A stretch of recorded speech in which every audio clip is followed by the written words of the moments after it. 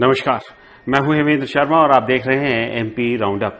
मध्य प्रदेश की मोहन यादव सरकार ने 6 महीने का कार्यकाल पूरा कर लिया है और इस उपलक्ष्य में सरकार ने तमाम रीजनल न्यूज़पेपर्स में front page, full page advertisements यानी कि विज्ञापन भी जारी किए हैं। इससे पहले मुख्यमंत्री मोहन यादव ने भी प्रेस कॉन्फ्रेंस करके अपने 6 महीने की सरकार की उपलब्धियां गिनवाई थी और ये जो उपलब्धियां गिनवाई गई हैं, मैं आपको बता दूं, उनमें से प्रमुख हैं कि अयोध्या में राम मंदिर के निर्माण के बाद मध्य प्रदेश की कैबिनेट को राम मंदिर के दर्शन के लिए अयोध्या भेजा गया।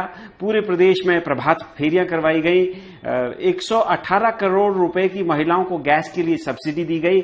पूरे प्रदेश में हर जिले में पुलिस बैंड को शुरू करने का प्रोविजन रखा गया, वो तैयारियां शुरू कर दी गई हैं। इसके अलावा और भी बहुत सारी उपलब्धियां हैं। बेरोजगारों को जो है 11,000 नौकरियां मध्य प्रदेश में उपलब्ध कराई गई हैं और 5,000 करोड़ रुपए जो है स्मॉल बिजनेसेस को शुरू करने के लिए लोन की स्वीकृति की गई है। तो जो ये उपलब्धियां गिनवाई गई हैं, क्या ये वाकई में ही उपलब्धियां हैं?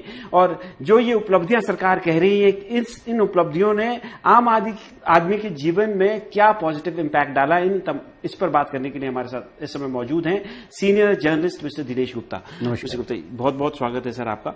सबसे पहले तो उपलब्धियों पे बाद में बात करेंगे। पहले तो ये कि ये जो कि जिस सर्कमस्टांसेस में, जिन परिस्थितियों में मुख्यमंत्री मोहन यादव बने थे, सरप्राइजिंग था सबके लिए, किसी को अंदेशा नहीं था कि ये मुख्यमंत्री बन सकते हैं, लेकिन बने। उसके बाद आपको क्या लगता है कि इन 6 महीनों में ये अपने आप को एस्टैब्लिश करने में कामयाब हो गए हैं? क्या ये कहा जा सकता है आपके मध्य प्रदेश में मोहन यादव की सरकार फर्मली इन सैडल है और मोहन यादव की सरकार चल रही है? मोहन यादव के पहले जो मुख्यमंत्री थे शिवराज सिंह चौहान एक अलग नैरेटिव और एक अलग छवि के साथ वो काम कर रहे थे। उनकी छवि के साथ जब मोहन यादव को हम रखते हैं तो कहीं ना कहीं बहुत सारा एक ऐसा दिखता है कि एक बड़ा कोई वैक्यूम हो, क्योंकि उनका जो कनेक्ट था वो एक अलग तरह का था, राजनीति करने का तरीका अलग था। मोहन यादव मुख्यमंत्री बने और उसके तत्काल बाद आप देखिए ना कि 16 मार्च को तो विधानसभा चुनाव अनाउंस ही हो गया। तो आप दिसंबर में शपथ लेते हैं, मार्च में चुनाव है, तो जो शुरुआती 2 महीना है, उस 2 महीने में आप 3 महीने में कोई बहुत ज्यादा बड़े निर्णय नहीं ले सकते। आप देखिए जो निर्णय उन्होंने लिए, जिनका जिक्र भी आप कर रहे थे, वो निर्णय ऐसे नहीं थे जो आम आदमी को लगे कि कोई सरकार बदली है, कोई नया मुख्यमंत्री आया है। क्योंकि जो मुख्यमंत्री के रूप में यदि कोई निर्णय आदमी देखता है या सरकार को देखता है तो एक इफेक्टिव गवर्नेंस दिखती है। तो इफेक्टिव गवर्नेंस तो यहाँ एब्सेंट है कि आपने इफेक्टिव गवर्नेंस में आपका डिलीवरी सिस्टम कैसा है, क्योंकि अभी तक जो पिछले 1.5-2 साल से जो सरकार चल रही थी वो फ्री वीज वाली सरकार थी और उस माइंडसेट के साथ जब आप आगे बढ़ते हैं तो फिर लोगों को लगता है कि सही सरकार बदली है, फ्री वीज तो ठीक है चलता रहेगा, लेकिन अब सरकार दिखना चाहिए। निचले स्तर पर जो लोगों को शिकायत थी कि करप्शन एक बड़ा मुद्दे के तौर पर चर्चा में आता था, ऐसी चीजें दिखी नहीं। ये बड़ी ऐसी जिसको कहते हैं ना कि फिल इन द ब्लैंक्स जो होता है ना कि आपको एक गैप है पीरियड में, भी एक विधानसभा चुनाव हो गया, लोकसभा चुनाव आने वाला है। ये जो अभी इन्होंने उपलब्धियां गिनवाई हैं, क्या इनको उपलब्धियां कहा जा सकता है? जैसे मंत्रिमंडल का अयोध्या, वो जो उन्होंने बुकलेट छापी है उसमें अगर आप देखेंगे तो टॉप में ये लिखा है कि मंत्रिमंडल को अयोध्या भेजा गया। तो ये उपलब्धि है कि ये कार्यक्रम या प्रभात फेरियां करवाई हैं, तो ये कैसी उपलब्धि इसको आप नहीं, इसे आप उपलब्धि नहीं मानते। ये सरकार का कार्यक्रम नहीं हो सकता, मतलब सिद्धांततः ही नहीं हो सकता। और सरकार ने यदि इसको उस बुकलेट में रखा है तो सरकार को सोचना चाहिए कि वो किस लाइन पर जा रही है। देखिए, ना तो राम मंदिर शिलान्यास का जो भूमि पूजन का कार्यक्रम था, वहां प्राण प्रतिष्ठा का कार्यक्रम था, वो सरकार का कार्यक्रम नहीं था। वो कार्यक्रम जो है मंदिर की जो ट्रस्ट है उसका कार्यक्रम था। उसके कार्यक्रम के आधार पर आप कोई सरकार तो कार्यक्रम नहीं चला सकती। यदि आपको प्रभात फेरियां निकालना है तो संगठन निकालता है, लड्डू बंटवाना है तो सरकार का काम थोड़ी लड्डू बंटवाना। भाई 15 अगस्त, उसको उपलब्धियों में गिनवाना। 15 अगस्त 26 जनवरी को तो हमारे यहाँ सरकारी दफ्तरों में लड्डू बांटे जाते हैं, तो उसको भी आप डाल दीजिए उपलब्धियों में कि ये उपलब्धि हो गई। तो ये उपलब्धि नहीं हो सकती। ऐसा लगता है कि इसको कहीं ना कहीं ये बताने के लिए किया कि जो एजेंडा था पार्टी का उससे एसोसिएट करने के लिए, कहीं ना कहीं ऐसा लग रहा है कि वो ये मान रहे हैं कि पार्टी का एजेंडा ही धर्म है। और हमने देखा भी था लोकसभा चुनाव के समय जिस तरह का माहौल था, धर्म पर ही बात हो रही थी, तो उन्होंने अपने आप को, अपनी कुर्सी को सिक्योर करने के लिए उस तरह के एजेंडा रखा है। लेकिन इसको कहीं भी किसी भी रूप में उपलब्धि के रूप में नहीं लिखा जा सकता, लेकिन ये लिखा है तो इस पर मुझे लगता है कि लोग ट्रोल ज्यादा करेंगे। हाँ, वो तो मजाक निश्चित तौर पर हो ही रहा है। अच्छा,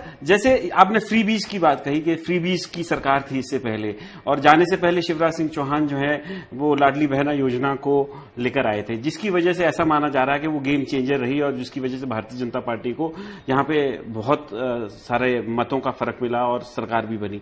तो गेम चेंजर जिस योजना की वजह से जो बनी वो तो लागू रही, क्या उसको आप एक उपलब्धि मानते हैं कि इतने फाइनेंशियल कंस्ट्रेंट के बावजूद भी लाडली बहना योजना, जब तमाम तरह की अटकलें लगाई जा रही थी कि कभी भी बंद हो सकती है, उसको लागू रखा? और साथ में मुख्यमंत्री ने जो प्रेस कॉन्फ्रेंस की उसमें कहा कि हमसे सवाल पूछा जाता था तो मैं बताना चाहता हूं कि महिलाओं को 118 करोड़ रुपए की गैस की सब्सिडी भी दी गई है। तो इन दोनों चीजों को भी एक अचीवमेंट के तौर पर सरकार गिना रही है, तो इसको आप कैसे देखते हैं? देखिए, एक तो सबसे पहले गैस सब्सिडी मुझे लगता है कि लोगों तक गई है, ये भी एक अपना मेरे ख्याल से ये एक बड़ा खुलासा सरकार ने किया कि उन्होंने गैस सब्सिडी दी, क्योंकि लोगों को शिकायत तो ये थी ना कि गैस सब्सिडी आ नहीं रही। ये तो बहुत बड़ा सवाल होता है, क्योंकि लोगों को ये था उसमें जो मूल स्कीम थी कि महिलाओं के नाम जो कनेक्शन होगा उस पर वो क्लेम कर रहे थे कि 118 तो बहुत सारे लोगों जो पुरुषों के नाम थे, घर के पुरुष सदस्यों के नाम थे, तो उन लोगों को नहीं मिल पाई।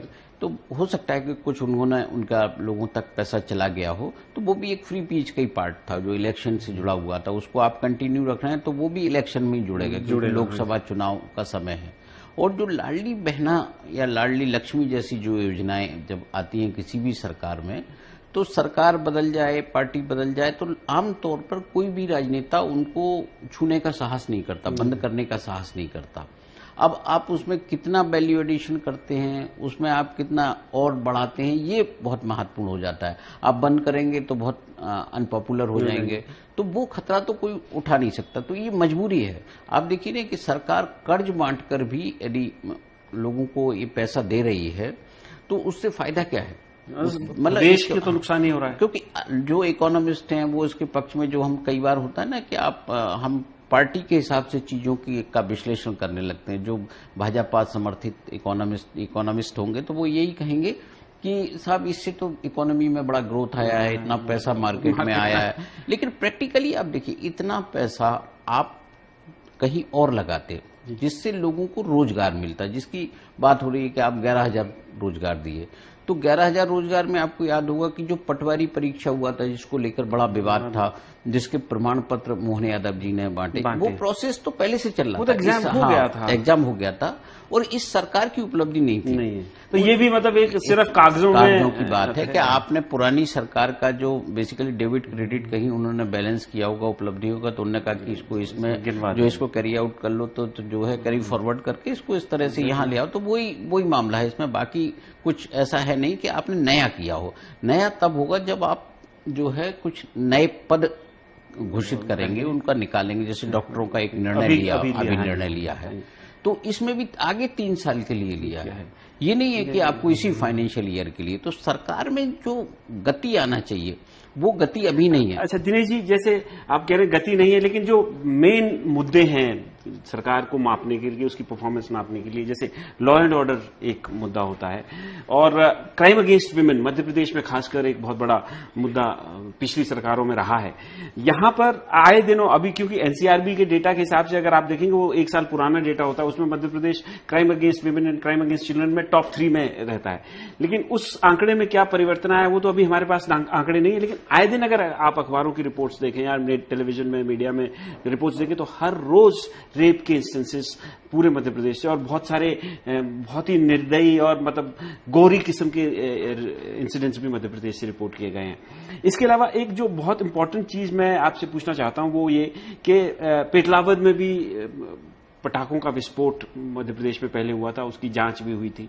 उसके बाद हरदा में अभी मौजूदा सरकार के दौरान हुई, उसकी जांच हुई, उसकी जांच को अभी सरकार ने एक्सेप्ट नहीं किया है। लॉ एंड ऑर्डर और जिस सरकार में जहां पे प्रोएक्टिव तौर पर जिन चीजों के लिए काम करना चाहिए था, उस पर आप सरकार का जो रुख है उसको कैसे देखते हैं? जो सरकार होती है उसमें लॉ एंड ऑर्डर एक बड़ा मसला होता है।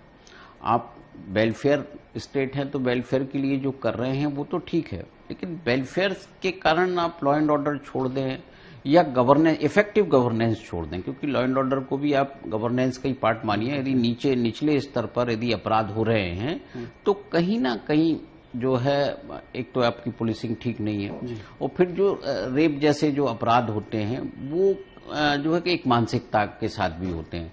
तो जो सरकार है उसे हर दिशा में काम करना होता है।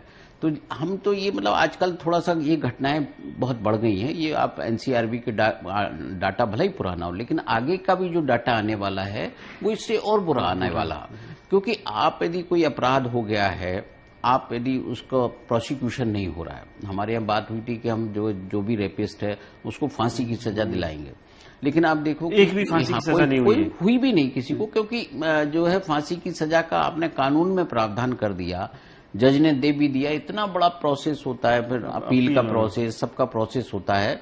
तो इस सब के बीच में भी आप एक इफेक्ट नहीं डाल पाए उसको। तो कहीं ना कहीं आपको जो इफेक्टिव आपका पुलिसिंग होनी चाहिए वो भी वीक है, और दूसरा जो आपका प्रोसिक्यूशन इफेक्टिव होना चाहिए वो भी नहीं है। अपराधी को पकड़ लिया आपने, ये बहुत ठीक है, आपने पकड़ लिया, लेकिन बहुत सारी चीजें ये होती है कि आपके पास इंफॉर्मेशन होती है कि ये आदमी ठीक नहीं है, इसका बैकग्राउंड ठीक नहीं है। एक घटना रेप की वो होती है जो अचानक कोई हो गई, लेकिन एक आपके मामले में कई बार फीडबैक आ रहा होता है, लेकिन आप इग्नोर करते हैं। तो क्राइम के मामले में ज्यादातर घटनाएं होती वो इग्नोरेंस के कारण होती हैं। आप देखिए, मैं छोटा सा एक रिकॉल करेंगे तो डीजी का जो टेन्योर फिक्स किया था वो इसीलिए किया गया था कि सब इस पर पॉलिटिकल प्रेशर नहीं होगा, 2 साल का इनको टेन्योर मिलेगा तो लॉ एंड ऑर्डर बेटर होगा, पुलिसिंग बेटर होगी, इंटरफेरेंस कम होगी। हाँ, लेकिन उसका कोई इफेक्ट तो दिखा नहीं। आप जो है 2 साल का टेन्योर कर दीजिए, कितना भी कर दीजिए, आपको ग्राउंड पर जाना होता है। पुलिस रिफॉर्म्स में तो भी बहुत काम होना है, जो रिकमेंडेशंस हैं वो। अच्छा, फाइनल सवाल मेरा दिनेश जी आपसे ये है कि पॉलिटिकली अगर हम देखें तो कितने अपने आप को पॉलिटिकली फ्री देख पा रहे होंगे अभी मोहन यादव? क्योंकि आपने कहा कि पिछले मुख्यमंत्री की एक अपना सिस्टम था, अपने स्टाइल था, और उसका इम्पैक्ट भी था क्योंकि बहुत लंबे समय तक वो मध्य प्रदेश के मुख्यमंत्री रहे, और उनके जो मौजूदा मुख्यमंत्री हैं उनके अंडर में बीजेपी के कई स्टॉलवॉट्स, बड़े नेता, राष्ट्रीय नेता, कैलाश विजयवर्गीय, प्रहलाद पटेल, और भी नरेंद्र सिंह तो ऊपर हालांकि विधानसभा के अध्यक्ष हैं, लेकिन उनसे तो ओहदे में नीचे ही हैं। तो आप उनको पॉलिटिकली कितना, सर्वाइवल के हिसाब से अगर देखें तो कितना अपने आप को, अपनी स्थिति मौजूद करने में कामयाब हुए हैं, और आगे कैसा फ्यूचर उनका देख रहे हैं? देखिए, ये जितने भी बड़े नेताओं के बीच में आप होते हैं तो आपको एक दायित्व पार्टी ने दिया है, उस दायित्व के साथ आपको अपना इनपुट देना होगा। आपको अपना जो भी बेहतर आप कर सकते हैं वो आपको करना होगा। क्योंकि शिवराज जी जब बने थे मुख्यमंत्री तो वो तो कभी किसी मंत्री पद पर रहे नहीं थे, सांसद से सीधे बन गए। तो मोहन यादव जी तो मंत्री भी रहे, उन्होंने प्रक्रिया भी पता है, उन्हें ये भी पता है कि सरकार में क्या क्या चीजें, क्या क्या स्कीम्स चल रही हैं। लेकिन जब तक आप ऐसे निर्णय नहीं लेंगे, क्योंकि जरूरत क्या होती है, इकबाल आपका बुलंद होना चाहिए, आपके अफसरों पर पकड़ होना चाहिए, आप जो कह रहे हैं वो होना चाहिए। जैसे हमने देखा था ना, लाउड स्पीकर का आपने निर्णय लिया, कुछ दिनों तो दिखा, उसके बाद फिर वो चालू हो गया। तो उससे आपकी जो छवि होती है वो एक अच्छे शासक की नहीं बनती। तो जब अच्छे शासक नहीं होते तो विरोधी सक्रिय हो जाते हैं, जो उस लाइन में लगे हुए हैं कि हमें भी मुख्यमंत्री बनना है। तो बहुत सारी अभी उनको जरूरत है, अभी समय मिला नहीं, तो हो सकता है कि अगली छिमाही पर जब आप देखेंगे विज्ञापन तो उसमें हो सकता है कुछ इफेक्टिव गवर्नेंस और कुछ ऐसी चीजों का उल्लेख हो जो ये बता सकें कि ये मेरी उपलब्धि है, मैंने किसी से उधार नहीं लिया। अच्छा, फाइनल एक और सवाल मैं आपसे कर लूं जाते जाते कि आपने करप्शन की बात कही थी, निचले स्तर पर करप्शन वैसे का वैसा है, यहाँ मुद्दा भी बना था, खत्म नहीं हुआ है। व्यक्तिगत तौर पर मुख्यमंत्री के ऊपर अभी कोई करप्शन का आरोप अभी कोई खुले तौर पर नहीं लगा है, इनके परिवार वालों पे कोई लगा नहीं है, लेकिन कुछ हवा छोटी मोटी उज्जैन से अभी उड़ने लगी है, कुछ बातें लगी हैं, तो कि कुछ नजदीकी लोग अपना इन्फ्लुएंस करने की कोशिश कर रहे हैं। करप्शन वाले क्षेत्र में कैसे माप रहे हैं आप मोहन यादव जी की सरकार को? नहीं, आप सबसे बड़ा उदाहरण तो हम ये देख रहे हैं ना कि जो रेत माफिया की बात बार बार आती है। व्यक्तिगत तो जब तक चीजें आती रहती हैं, बहुत सारी चीजें चलती हैं।